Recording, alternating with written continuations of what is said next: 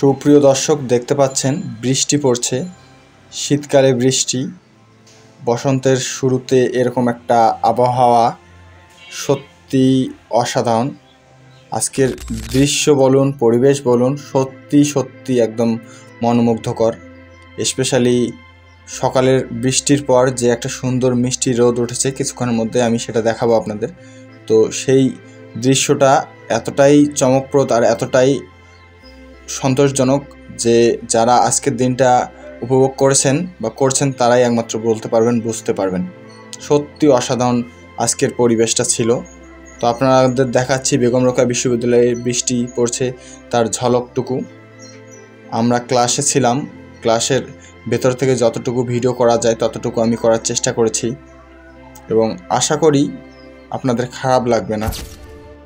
আমাকে বৃষ্টিতে ভিজতে খুব ভালো লাগে, কিন্তু দুর্ভাগ্যবশত আজকে সেই সুযোগ হয়ে ওঠেনি, কারণ ক্লাস ছিল, এরপর কাজ ছিল অনেক।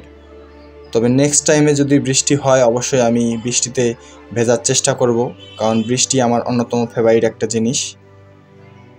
আমার ইমোশন কাজ করে বৃষ্টি পড়লে। আর আপনারা জানেন এখন বৃষ্টি নিয়ে অনেক গান রয়েছে। দর্শন রাভাল তো বৃষ্টি নিয়ে অনেক গান বানিয়েছেন, বারিশ। তো এই হচ্ছে আমাদের প্রশাসনিক ভবনের সামনে বৃষ্টির যখন শেষ হলো তারপরে এই পরিবেশটা আপনাদের দেখাচ্ছি। রাস্তাগুলো ধুলা বসে গেছে, আর এই দিকে এক্স্যাক্টলি পার্কের মোড়ে প্রায় বন্যা লেগে গেছে বলা যায়। এই জায়গাটার অবস্থাটা দেখুন একবার, কি অবস্থা। এত পানি জমে যাবে এটুকু বৃষ্টিতে কেউ কল্পনা করতে পারেনি, কিন্তু আসলে এক্স্যাক্টলি এটা হয়েছে।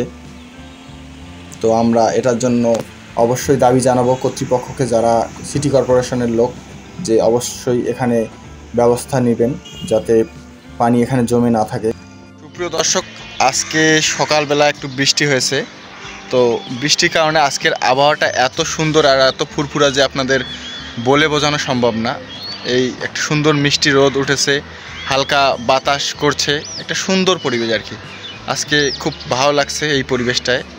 নিজেকে মনে হচ্ছে মুক্ত পাখির মতো আকাশে উড়ে যাই, কিন্তু সেটা সম্ভব না, কারণ আমার ডানা নেই।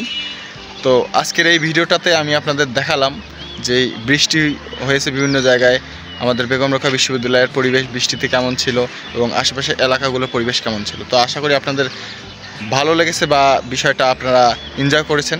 দেখা হবে আগামী কোনো ভিডিওতে। ততক্ষণের জন্য সবাই ভালো থাকবেন। সকলকে ধন্যবাদ।